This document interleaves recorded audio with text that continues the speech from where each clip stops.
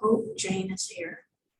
Because of your class, she went and bought her first investment property, Really? Awesome. $750,000 investment. Point her out. I will. Jane Coleski, one of my coaching clients. Okay, you're all set. It's in Broken Bow. Okay, can we find it out then? I mean, do we need to be looking at, who is that? Heather Oh, Taylor. Heather Taylor. It's broken about what, like 750 homes in it? Like, oh, She's on the matter. This one doesn't even. Yes. does it cash flow? She's great. It will, yeah. I don't know if they closed yet. Anything. Okay, thank you. Of course. We're done at 3. Is the place to do it now. Done at 3. I'll hop in here. That's great. Broken about's crazy.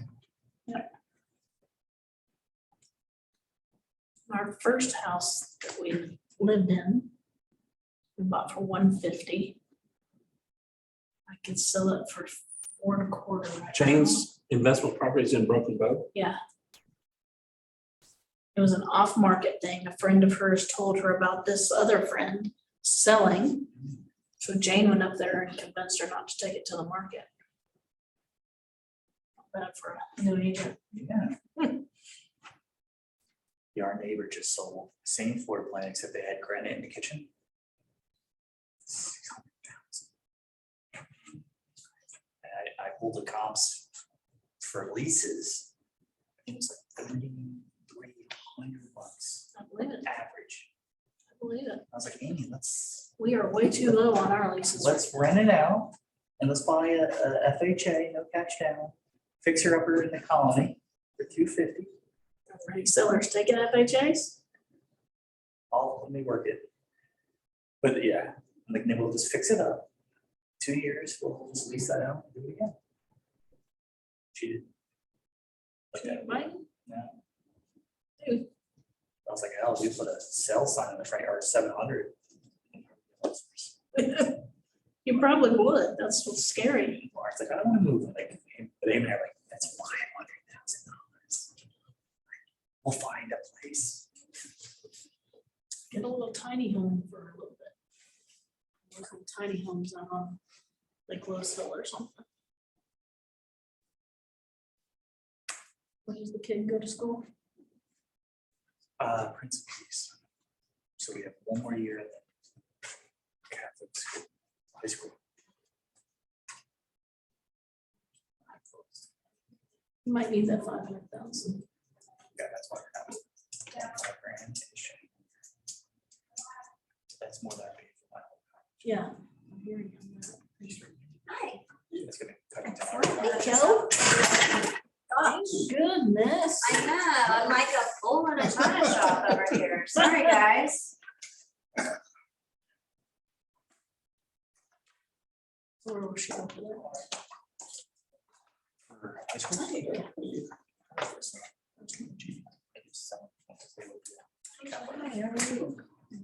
She likes the crew. Hello, Jenny. We are. I changed my shirt because I was freezing. It was cold and I wore a nice kid. I was. Good, You just brought it up and back from Broken Bow yet again? No, I haven't been back. Planning a trip. When is that close? Lying to people being like, Oh, "Like, you when just you're actually there, they're gonna take me." That's right. That's hilarious. So when can I stop by? Hi. Yeah, when can we all have a party then? Yeah, I As soon as I was so worried I was gonna be. When are you- We Goodness, because I was but like, I do. heard people tell me that. Okay, let's get started. You guys ready? Hey, Dick, Get started. that's Jane. That's Jane, congratulations. Yeah, I told You bought everyone. an investment property. I did. See, you got me all excited and I just Good. was on a roll. We got Amy bought one, you bought one, good. Yeah, that's awesome. All right, how's everybody doing? Good. Okay, so I'm gonna tell the people on Zoom now or later, we're gonna talk about 2 properties that are in MLS. The 2 properties are 1609 Lorraine Drive. I'm gonna pass these out to you guys. Okay. 1609 Lorraine Drive and 2760 Teakwood Lane. Those are in Plano. They may already show pending, but you can pull those up and you'll know what we're working on. So what I want you to do is take one of these, this is the two houses. So take one and pass it around, and then take one from the next house and pass it around. So make sure you have the two. One's on Lorraine. Coincidentally, Mike and I had a rent property on Lorraine at one time. I showed the one property that you're talking about. You did? Which one? Teakwood? Say Teakwood sounds familiar. I was there on Friday. Yeah, when were they doing the offers? Sunday? Monday? I think yesterday. Yeah, I think so too. All right, there's two things being passed out. One's the Lorraine house, one's on Teakwood. One's on Lorraine, one's on Teakwood. No, they're two different houses. So I see there's another path. Yeah. One's on Lorraine, one's on Teakwood. Got it. I have Lorraine. Oh, yeah, another one. Lorraine and Teakwood.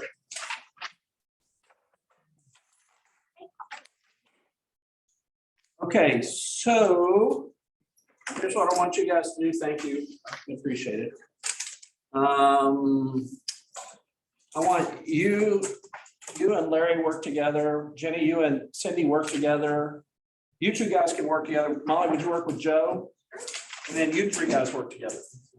All right, here's what I want you to do. It's kind of similar to what we did, but last time I gave you a house. And I said, figure out what's good, bad, and different about this house. And we went through all of its features, thinking about all the things we would think about. Now I'm giving you two houses, and I want you to assume they're both available, but you can only buy one. Which one would you buy? Which one would you buy? Only buy one. So look at the two, discuss it among yourselves, your group, and figure out, you're going to need to figure out the pluses and minuses of both of them, and then compare. Which one would you buy? Which one of the two would you buy? And they're not very similar, they're dissimilar. And so I'm going to give you about 10 minutes to work on this. Just look at all the factors on each house, compare the factors, give it kind of a plus minus thing, and figure out which one you would buy if you could only buy one. Oh, wait, which one are you on? Again, the addresses are for the Zoom crowd. Did you really? The addresses are 1609 Lorraine, 1609 Lorraine, and 2760 Teakwood, both in Plano, Z20. Teakwood and Lorraine. They may both be shown, they may be shown as pending, but they weren't pending originally when I picked them up.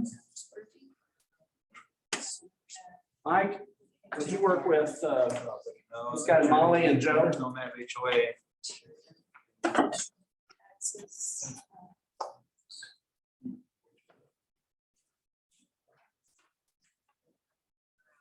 That's what we're bigger. It's not really.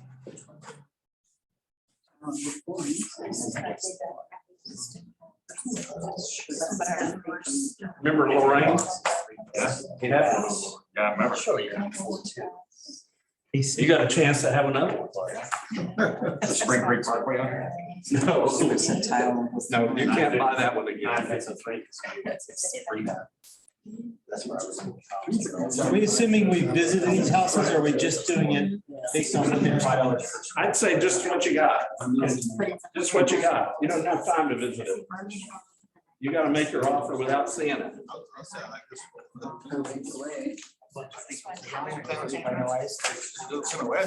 Yeah, I feel like you had all my book and hospitals. In this area.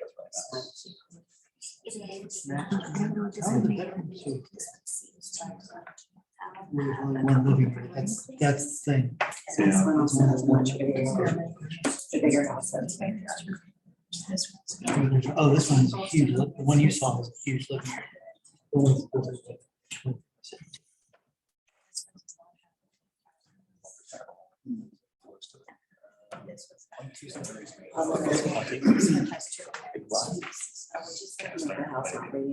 Well, we're supposed to figure out which ones based on what we have here. I don't think. No, I don't it's- have, no, I don't have any.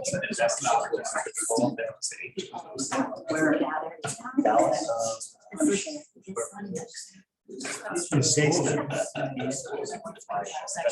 Burned down. Baron, construction, This one I know is. Baron. Right on the side, Teakwood's over by Plain Senior High. Right home, Dallas area. You go in. Okay, this Davis, Haggard, and Caddo Park, I don't know.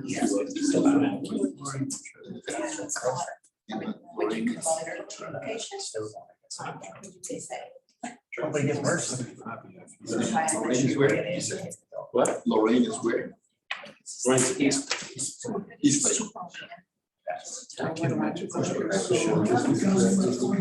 I believe it's. At the high school. I'm calling it on that. No, And his wife is good too. Okay. Shepherd is. That's Right. My house, that was good, but dad can't keep it. East of that, okay. I sell it. That's or something. But- Sold that park. Haggard and the last week. So.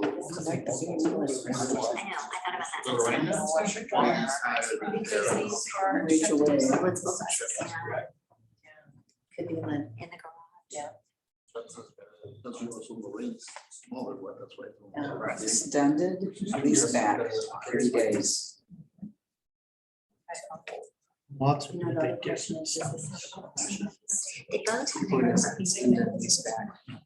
But we're analyzing this. This one is right west, that's where it comes by. Yeah. How is that? No, either way. Do you make a call based on? Huh. Real estate. I think that's a problem. I think that's a factor. I think that's. That's a long hold. But, you know. Very nice. Why is the dining room so big? What I like is two-car garage with tons of cabinets and storage. And it's AC too. It's a two-car garage.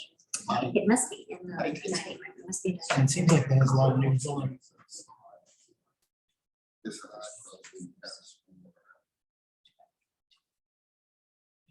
If we're buying. You're gonna give us all the answers? And the fridge.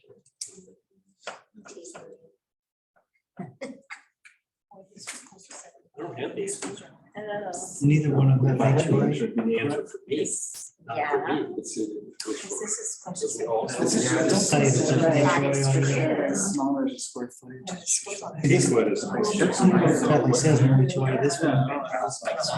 Say it. In theory. I'm just thinking, how do you squeeze three good size beds? Yeah. Plus a living area. Master is 13 by 12. Teakwood And says. the other bedroom is 20%, 375, 12 by 12. 75,000. Okay, about 3 more minutes. 3 more minutes. Come up with your decision on which one you would buy and why. Why would you pick, why did you pick the one you picked?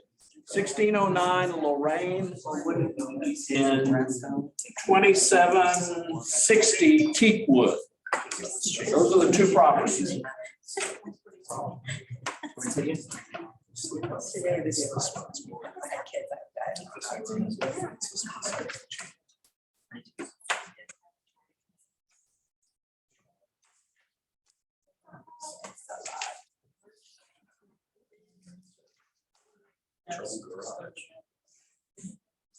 It says it has letters. It's not.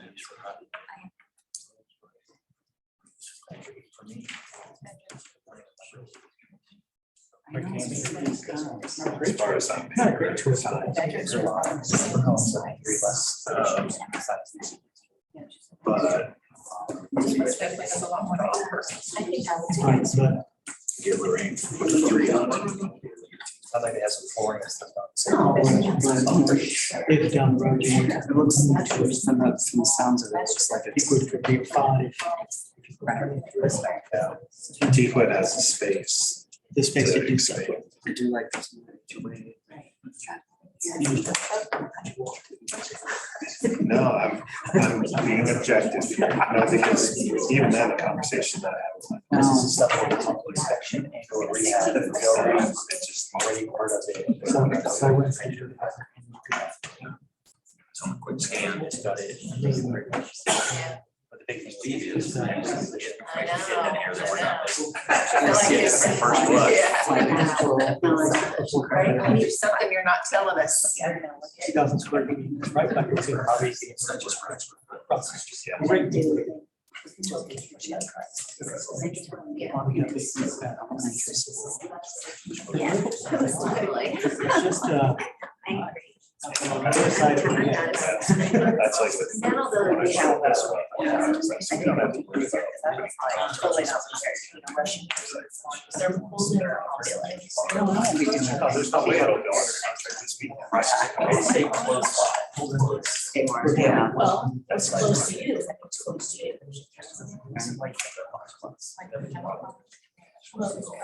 Yeah. Not wait till this week. That's what I told her. I literally have a conversation.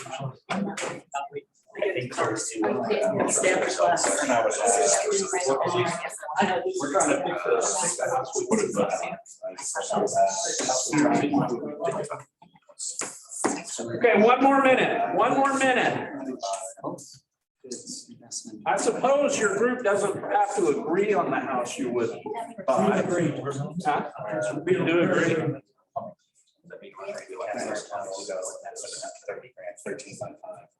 And because this is something I know, I'm not sure how much the foundation is here, like this entire one. But you know, Times the foundation. it's- Yeah. 74, 64. But again, I'm not to work on that. Yeah. So we're just looking at Just this. walk in. We say the 265. We don't, Well, we don't know. we don't know. Pull back up here, we're not even telling. That's a good thing. We know how big it is on this one.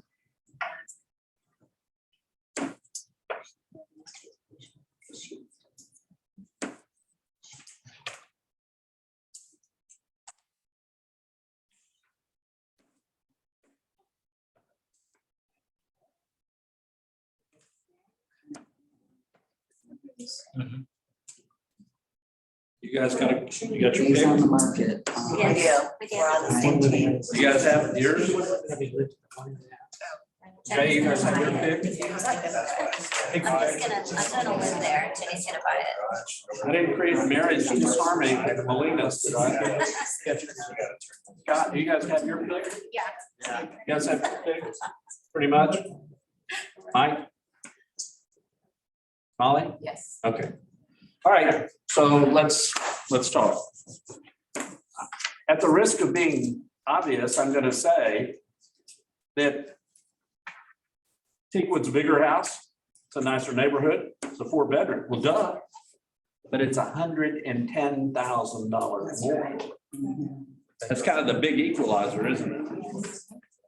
So, all right, so who wants to go first? We'll go first. Okay, Jenny.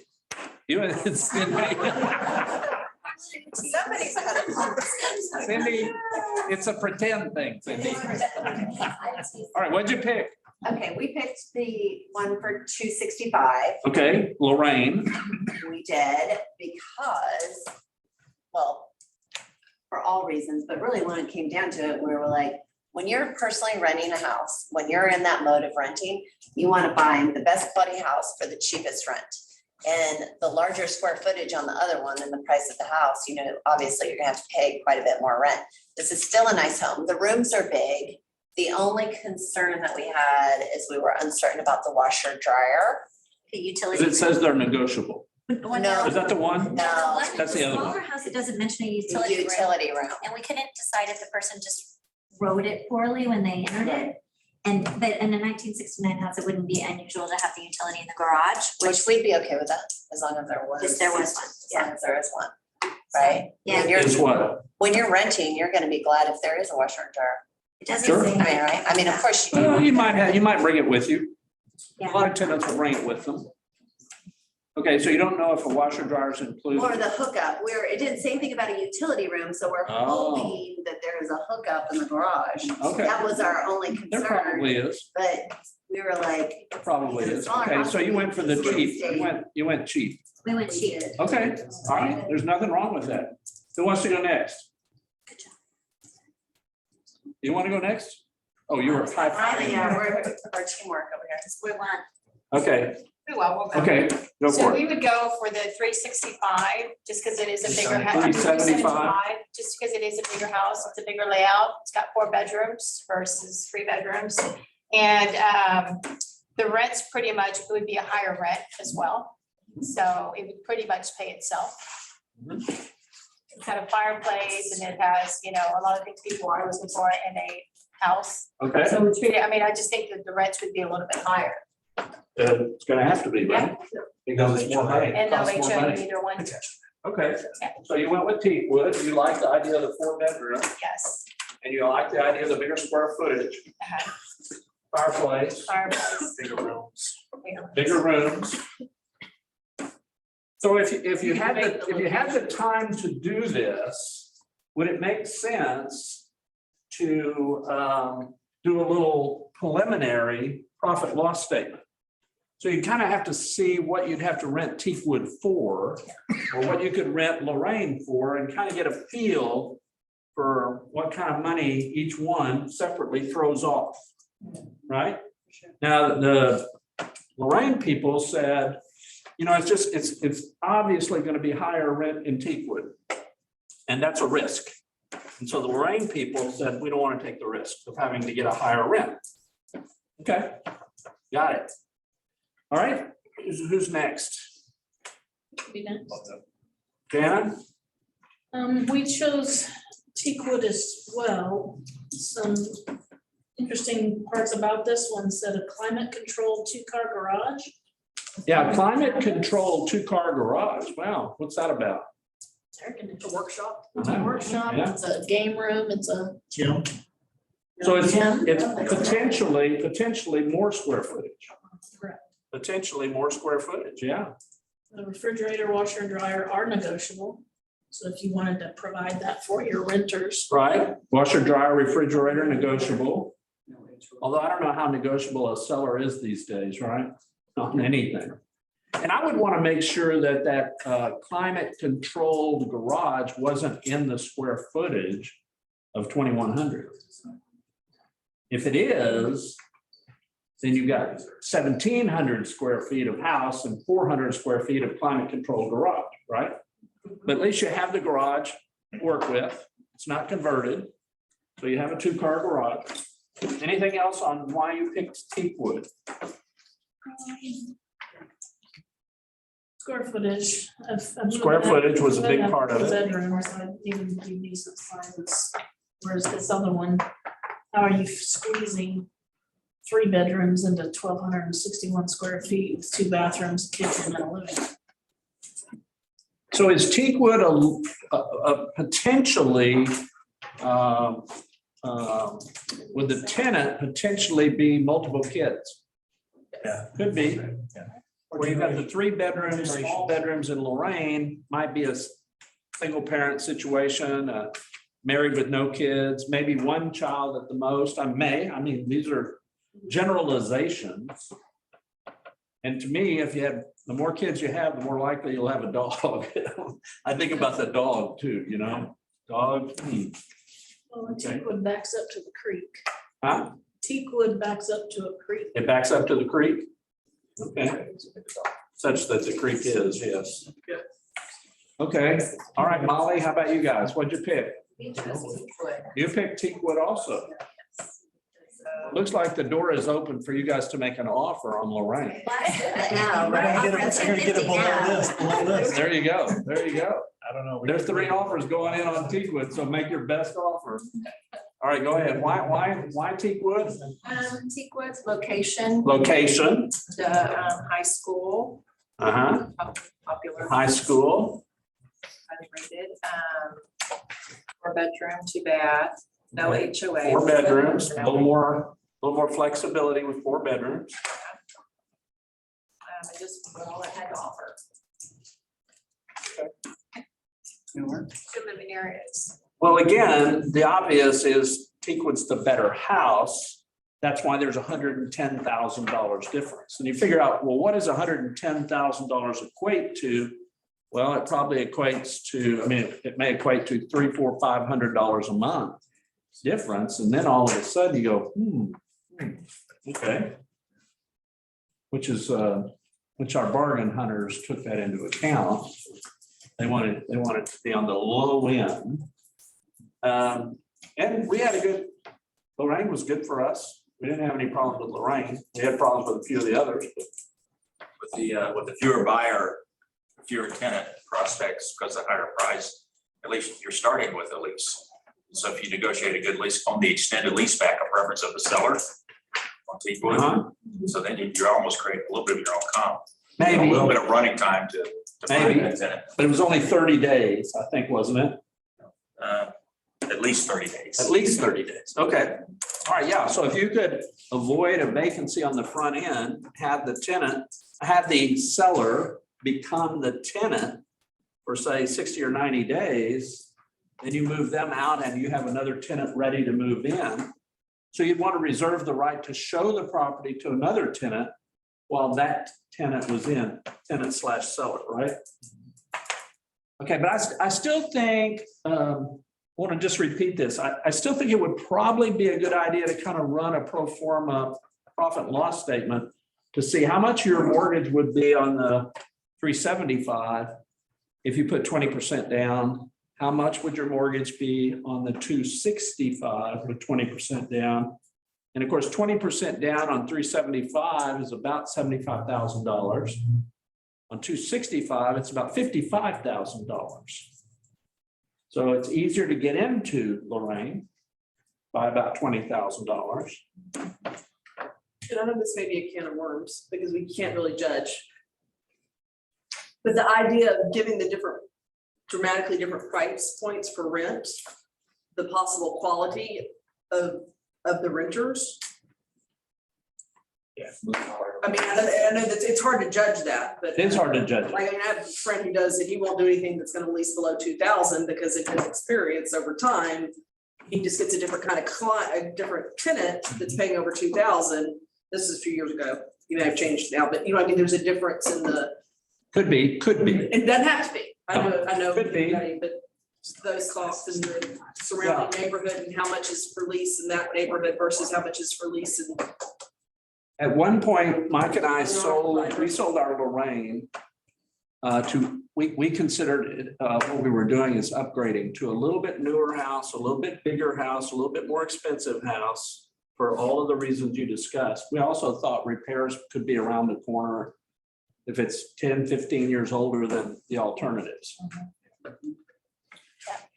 Although I think Lorraine said they had a new HVAC just a couple of years ago, I think. Wasn't that Lorraine? Yeah, but a 69 build inherently has different kind of issues from a construction and age standpoint. Is Lorraine, I think I know the answer to this, but did you look, is Lorraine gas heat? Is that a factor? Electric. Yeah. Okay, so it's all electric. Well, gas heat, yes. Okay, so it's gas and electric. That's what I thought. Now, you know what's all electric? A lot of Canyon Creek is all electric. Now, so what? Who cares? What difference does that make to us? Well, utilities for your renters, for starters, they usually. I think an all electric house has slightly higher utilities. Yes. My daughter bought one in Canyon Creek, her first home.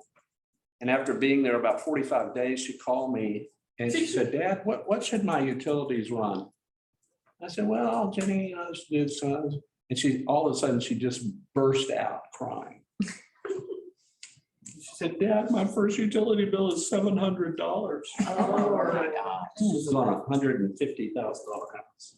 Oh, my word. So what had happened was it was malfunctioning. And so when the heat came on, when the air came on, the heat came on with it. Yeah. So that was, but she just, I'll never forget. I said, welcome to homeowners. So, all right, any last thoughts? Anybody want to change their mind? Huh? Do we not get to go? Oh, did you not go? Oh, I thought you went. Okay. All right. So So we're joining the bidding on Teakwood. okay. Oh, There's good. gonna be 4 offers. Okay, I'm Brad sorry. has a lot of money. Brad has a lot of money. Yes. So the biggest thing against Lorraine is we're having to decide just on what's on this piece of paper. Right. They're not telling us much on Lorraine. No. I feel like we know what's going on in the Teakwood house. All right. And then also, if at some point we wanted to upgrade it and sell it, there's a lot more potential, obviously, in the Teakwood house. Okay, so resale, you're looking at resale. Of course, you're gonna start on resale at a higher base. But location. Yeah, location's good. I kind of worry about the footprint with Lorraine being 1,261 square feet, because to make it, or to get a little bit higher rent or even resale, I feel like you'd have to do a garage conversion or to get some more living space maybe. Yeah, let me ask you a question, just in general. It's overall, Lorraine sounds like it's in pretty decent condition. You fair? Based on what we're reading. How many houses in Plano in fairly good condition are under $300,000? None right now. You overhear me saying that. I said that. She did say that earlier. I said it's hard to get in Plano for under 3. Also, I saw that on the little description, it said that there was an enclosed sunroom, and I don't know if that is what the living room is, or if that's an extra room that is not written by their terrible It's agent. an extra room off the kitchen. If you had the chance, how many would consider buying both?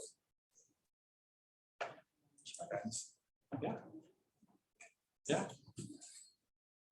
But I think, I love this exercise, and it's good, gets our minds going. But everybody, do you think everything you need to know or want to know is on one of these pieces of paper? Nope. Absolutely. There are things like, I will tell you, this is a statement of, I'm confident this is fact, not judgment, okay? I would suggest that Lorraine, I've been here that long, was a track builder, a volume builder, excuse me. Yes. Okay, probably with initials like F and J. Yep. Yes. And then it's gonna have that funky. I know arch. this section was That's correct. these were custom builders that were building on Teakwood and Stone Creek and this little section, Park Haven, right over here. That makes any difference on the bones or anything, I don't know. Other fun stuff that you'll run into over time when you've done it for as long as Dick has. Is stuff when you say, oh, Creek, that's cool. If you haven't, you will hear the question, are we gonna get like Flooded. critters? No. Critters, what? Snakes. My question is, if you buy on a creek or a lake or water, you're gonna get critters. If you buy on a golf course, you're gonna get golf balls. So what's it worth? Yep. You know? Hey, Few comes with a they price. only make so many houses on a creek. They can't make any more. Well, then in Plano, how big's the drop off on the creek? Is it? Now, Teakwood, not very significant. The drop off, but the drop off would be a factor if there was like a retaining wall of some kind. Yeah. There've been all kinds of court cases about retaining walls over in the Louisville Colony, Flower Mound area. I had a new build. The guy walked out at closing, threw up his hands and said, "That's it. I'm not buying it." At closing. And he walks out of the room and his wife and I and the closer are sitting there going, what do we do now? Later on, they had a lawsuit for a defective retaining wall. Because the retaining wall was about 15 feet high. Because it dropped off into a little bitty Lake Louisville came over it, just a little bitty tributary, you might say. And that retaining wall was not built properly. Of course, he wasn't a part of it. He ended up, so this was over a 4,000 square foot house. He walks away at closing. I end up selling him a 2-bedroom condo off of Campbell and Preston, you know, that gated area, for like 365,000, 2,200 square feet as opposed to 4,500 square feet. It's amazing. It was amazing. That's one of the most crazy things I've ever been a part of. Why did he walk out? Survey. The builders made him do something that he didn't want to do, and he said, that's it. I'm not taking one more piece of CRAP from this builder. I'm out of here. I'm done. Okay. Now, fortunately, the house had gone up in price, and so the builder let him out. It could have been a real Wow, we're problem. seeing that a lot today. Could have been a real problem. All right, so you guys did a good job. Now, my goal was, I had a couple of objectives. First of all, I want you to continue talking about the things that make a rental property good, the things that you question, and the issues. I want you to continue to talk about that and get experience with that. And then I wanted you guys to kind of teach yourselves. So I just took the afternoon off, so far. So you guys were able to kind of talk your way into it and out of it and around it. But I think familiarity, educating ourselves is one of the most important criteria. Would you agree with that? Yes. Okay. All right. So next, very excited. Jay, come on up here. We're going to interview Jay Biederman. Give him a hand.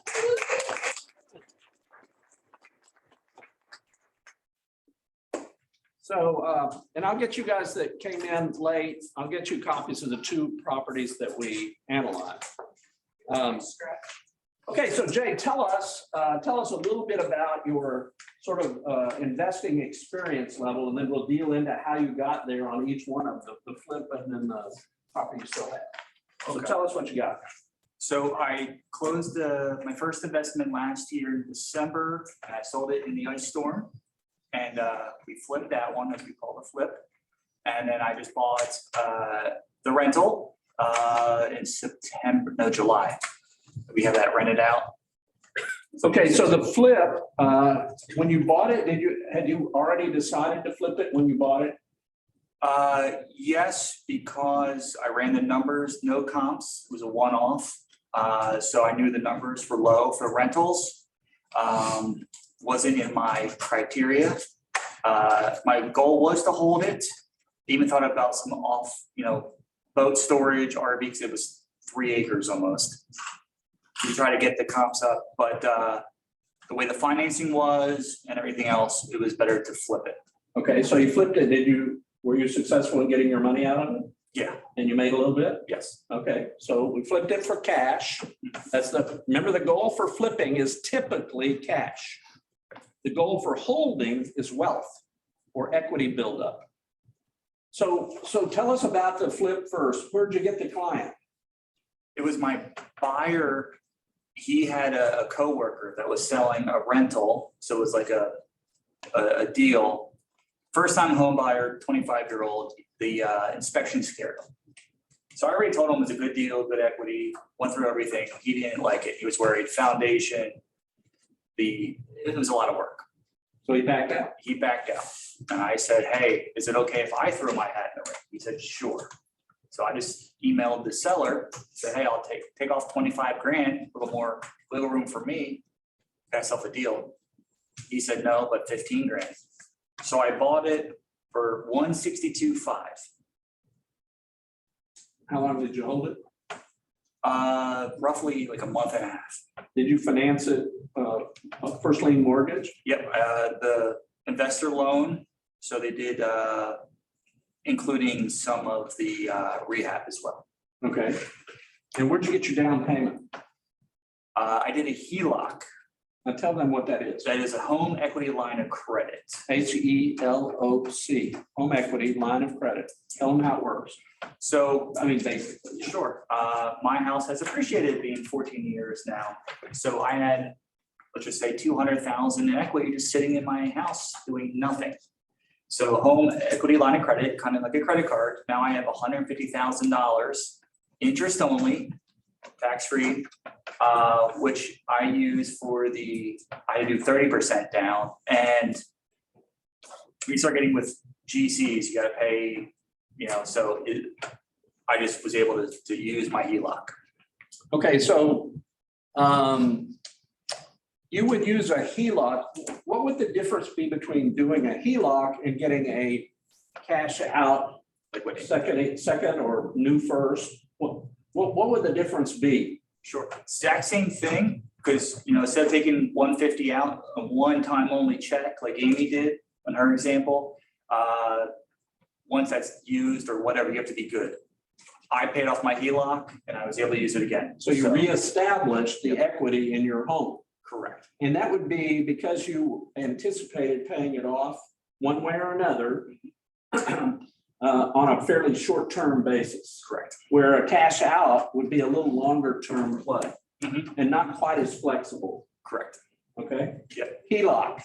So look that up, Google that, and you'll see there's fees, there's some fees and there's some things going, but it's the ultimate in flexibility. And he said he had $200,000 equity in his home, so he got a $150,000 HELOC kind of line of credit because he has to maintain a 20% equity balance for the HELOC lender, at least 20. Okay, everybody clear on that? All right, so let's talk about the investment property. Let's go through the story of how that came about. All right, Facebook ad. Lady was interested, and then she said, hey, my mom needs to sell. So went over and talked to her, nice old lady, hoarder, 5 dogs. Did the whole listing presentation and kind of said, hey, probably 300, and everything was up to the rafters and it was disgusting, and but you'll need to clean up. She's like, I can't. I was like, okay, well, it's gonna be extremely hard to show it. Went over all the options and she goes, okay. Then she said her neighbor, like a week later, said, my neighbor offered me $275. Is that a good deal? I'm like, well, that's up to you. But if you're doing that, I'll throw my hat in the ring. I did my little spiel. Of course, the neighbor never returned her call. Next day, she said, okay, I'll do it for $265. And I said, sure. Now, she already knew if she wasn't going to clean it up, she was going to have to discount it. Correct. She knew that. Yep. Okay, so 265, she says, okay, so you do the deal. Yep. So how'd that financing go? So I did a normal financing with Chip, 265, 25% down. Again, I had the HELOC, so I used that. 15 grand in repairs. Most of it was trash haul and cleaning. Daughter did help out with the cleaning with her 5 dogs as well, so that was great. Just say my wife, my daughter came over at closing, like, yay, our first rental. They took 2 steps in and said, and they got nauseous and walked out. I wasn't too worried. Yeah, because your rental is not a property you would live in. No. But 265, 15K roughly in repairs, it appraised at 335. So it was already 80%. I was able to rent it at 2,400, which I just checked the rents again, I'm still the high. Which is 0.85%. Obviously the 1% rule, but I know 85% is pretty much still a home run. And I'm checking comps now, I'm thinking it's easily 400. So now you could put a second lien on it and pay your HELOC off again. Correct. That's what I'm doing now is the BRRRR method, where I would refinance it, pay off the HELOC and rinse it. All right, so let's talk about the first lien. Give them the terms. Remember, we talked about this. Give them the terms of the first lien. Okay, so that was, it was 25% down. Right, so a 75% loan. 75% loan, and 3.5%, but I did have to pay some fees, being an investment and then the rate buy down. So tell them what the rate buy down, tell them what that means and how much. Okay, I think everything said and done was $9,000, a little more than I wanted. In points. I got, yeah, so you throw 1.1% of 265, $2,600, you get a lower rate, which Times helps. 3. Yeah, Because you did it 3 points, didn't it? I think it was like, yeah, 3 points, yeah. So I got a lower rate, which helps the cash flow. So my mortgage with insurance, principal, I forget, $1,300. Everything out the door is $1,600. and I'm getting 24, so it helps the But cash. you had a $9,000, approximately $9,000 outlay up front that you wouldn't have had. So let's talk about that just for a second. And you did what we talked about. Mhm. So how would you decide whether that made sense? I had a spreadsheet. I'm visual, so I had different options with Chip. A good lender should do this to you. With 25% down, how much is that out of pocket, right? Because an investor, you don't want to give money, you want to keep it. What was the rate? What was the financing? And then he gave me options. Here's 30% at 4%. Here's 4.5%, but 25%. So he gave me options, and I went with the 3.5 because it was less out of pocket and better cash flow. And so what you would do on your spreadsheet is you would figure out the principal and interest payment at each of the different rates. And you would look at, well, I can pay 3 points and my P&I, my principal and interest is, let's call it $200 a month less. So how long would it take me saving $200 a month to make up the $9,000? It would take about 4 years. Yeah, so it's a buy and hold. So I think that's a reasonable investment. Because how long is the rate lower? Forever. 30 years. 30 years. So you'll continue to save, once you hit break even, now you continue to save $200 a month from now on. And that's basically, sometimes they call it a buy down, sometimes they don't call it, but that's what it is. When you get an offer, you hear them on the radio and you hear them at all, 2.25%. Well, yeah, but how many points?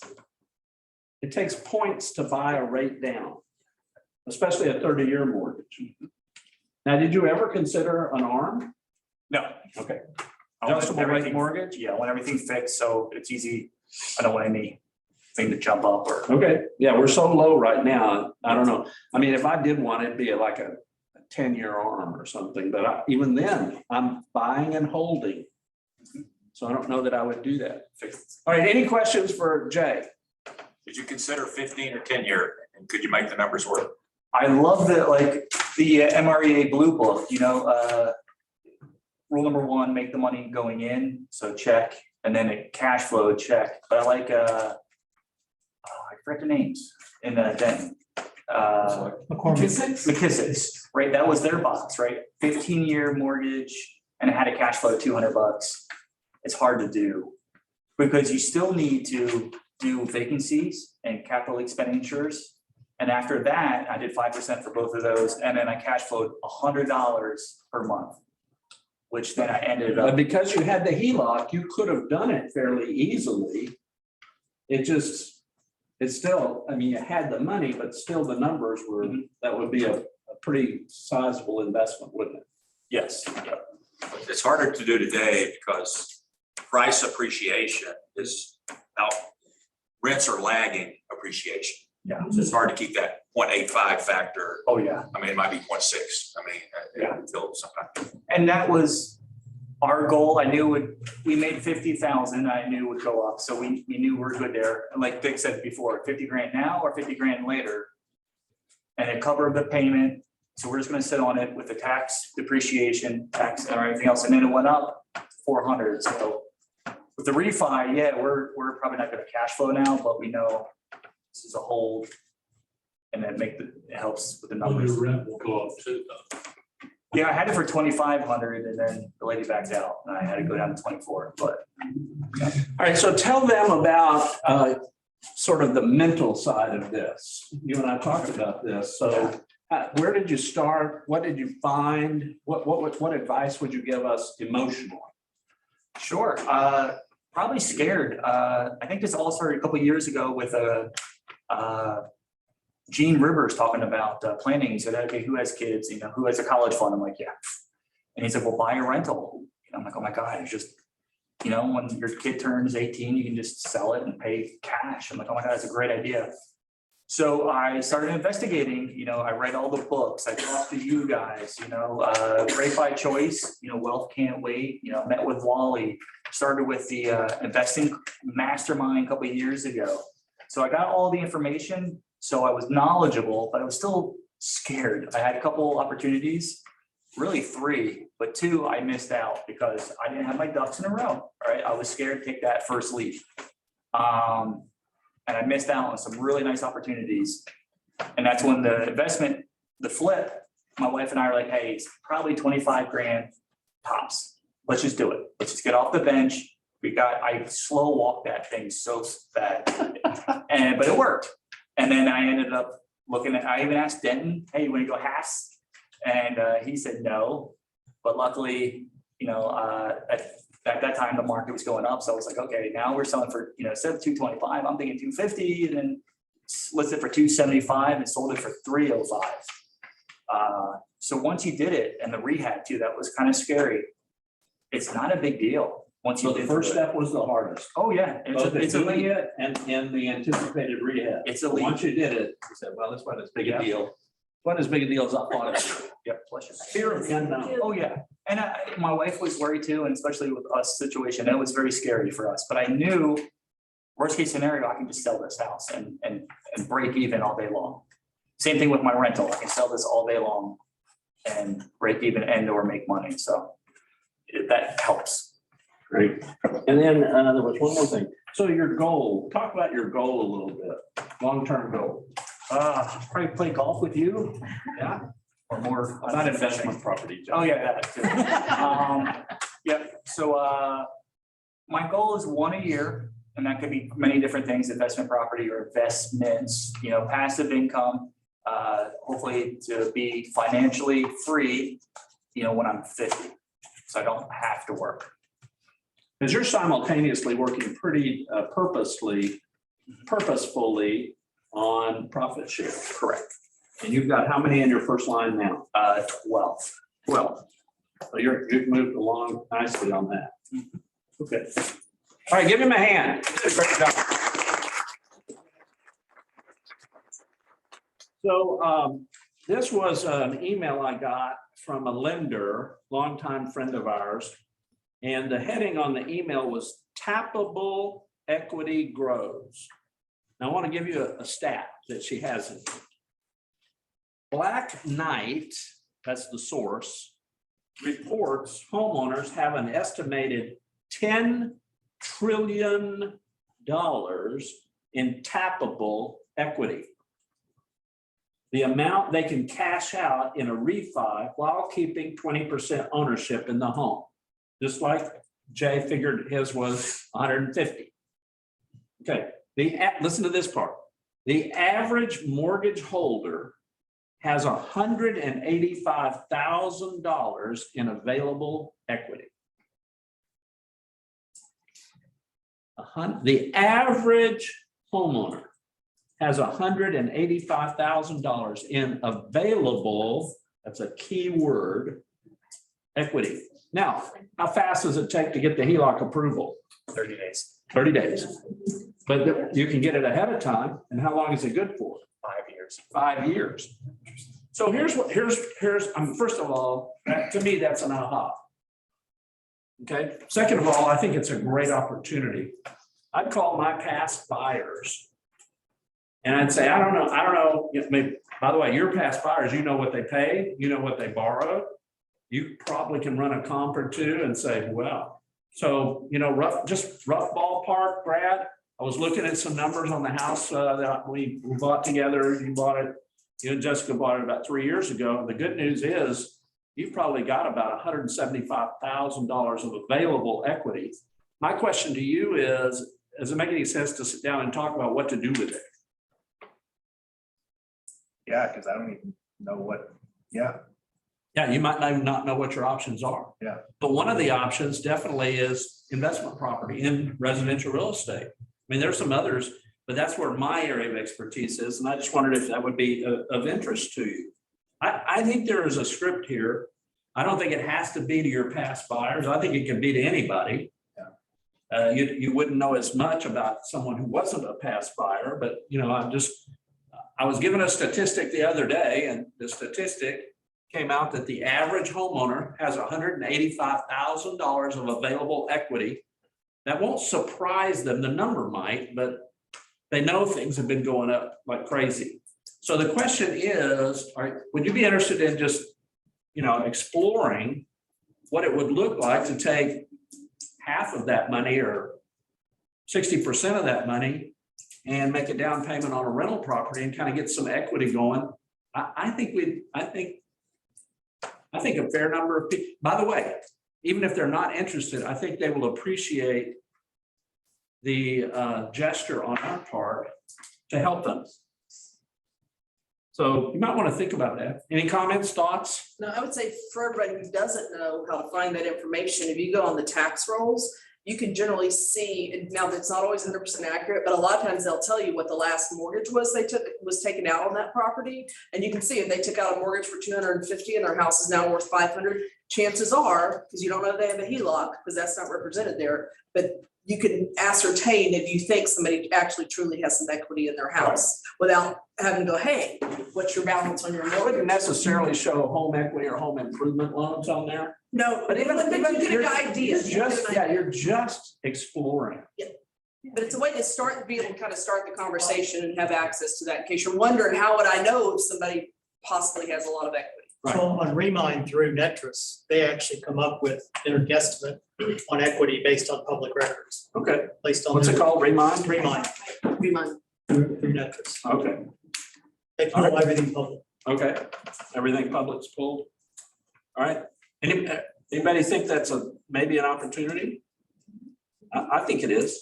I had that conversation recently with a friend of mine. He sent me a text. It's like, why are realtors calling me about my house? Like, because you have equity in it. And I want you to realize that, just like the conversations that I've had with you over and over that you don't want to listen to.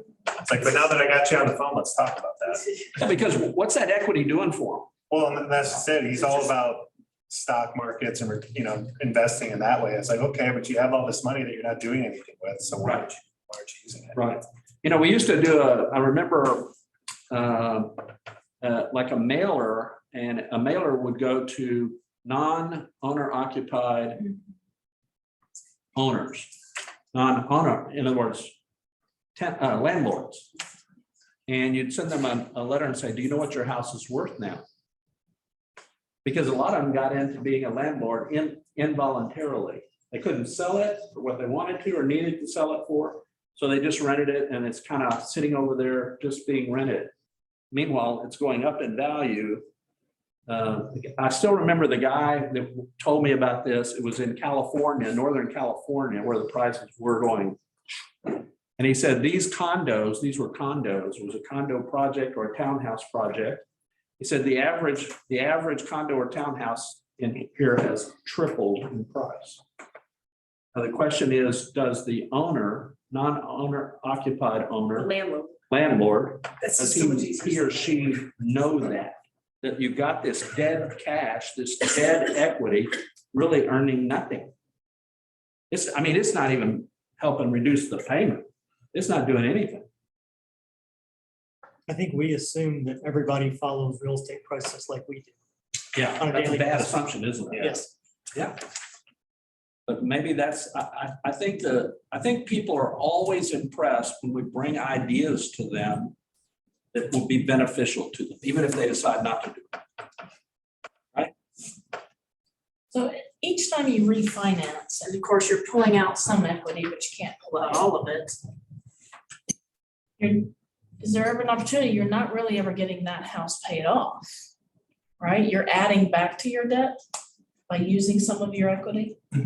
Yeah, but I think if you ran the numbers, the new property will far exceed the added cost to you, because you're gonna have that cost one way or another.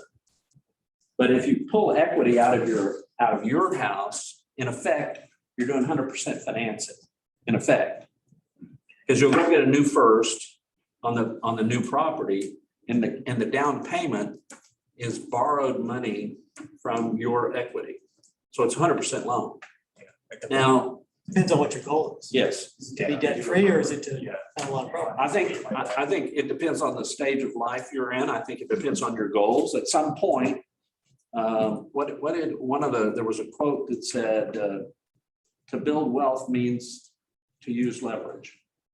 Okay, but at some point, safety supersedes leverage and wealth. At some point in everybody's life, right? Psychology of money will tell you that. At some point, safety is more important than building wealth fast or faster. Like Dave Ramsey will even tell you, he had so many different properties early in his investing, and the bank called all the notes. So he went bankrupt. Yeah, so he More than got once, but- over leveraged. Yeah. Right? So you don't want to do that. That's why I'm saying you only take half of what of that 185, you only take like half or 60%. But if you have 185, that's enough to buy a house to get started. So if I have 425 available on my 2 rentals alone, do I just go pay cash for a house somewhere, or I shouldn't take? I don't think I 100%? would, because that just blows up your, I get a first lane. I get a Still do first lane. 50%. Finance 101. By 300. Especially Okay. the cash over. Thank you guys for coming. We don't meet next week because we got a family reunion. And then the next meeting will be March 1st. So I'll see you on March 1st. Or on Friday, if you're gonna be here, not going to family reunion, we have Burger Friday, and our very own celebrity chef, Jay Biedermeyer, will be flipping on the grill All right, at noon. So everybody's invited to Burger Friday. that's this coming Friday. This coming Friday, Okay, who's our celebrity chef? Jay Biederman, Jay Biederman. Yes. Oh, I've had Biederman burgers before. they're very good. They are. I was a little ash on mine